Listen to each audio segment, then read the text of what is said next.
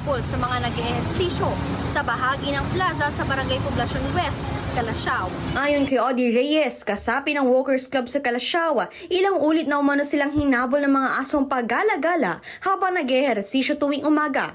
Kabilang ang kanyang mga kapwa senior citizen at iba pang residente ng Calasiao na gumagamit ng plaza. Dagdag pa niya, madalas din naapakan ng mga nag-ehersisyo ang dumi ng mga aso sa lugar na nagdudulot ng abala at posibleng panganib sa kanilang kalusugan at kaligtasan. Anya, hindi na rin ito ang unang pagkakataong iniulat niya ang naturang isyu sa mga tauhan ng munisipyo. Mga 4 o 5 na aso yan, nagdudumi, naghahabol, mga matatanda, paano pag nakakagat?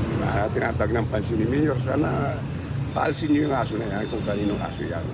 Sa panayam ng IFM Dagupan kay Barangay Kagawad Vincent Viraya, sinabi nitong umiiraw sa kanilang nasasakupan ng ordinasang aso mo, itali mo, na nagpapataw ng kaukulang multa sa sinumang may-ari ng asong pinapabayaang pag-alagala sa pampublikong lugar. Kung nakagat sila ng aso, siyempre, ano yan, yung rabies ang ano natin Pero siyempre, aaksyonan natin yan kasi may sumbong na ngayon, pwede natin aksyonan. Mamaya-maya siguro, baka puntahan natin kung sino yung may-ari ng aso na yan. Dagdag pa ni Viraya, agad nilang bibigyang aksyon ang naturang reklamo. Gayunman, sinabi niyang wala pa silang natatanggap na formal na reklamo kaugnay ng mga asong paggala-gala sa plaza. Dahil dito, hinihikayat niya ang mga residente na magsumite ng formal na reklamo upang agad itong maimbestigahan at malapatan ng kaukulang aksyon.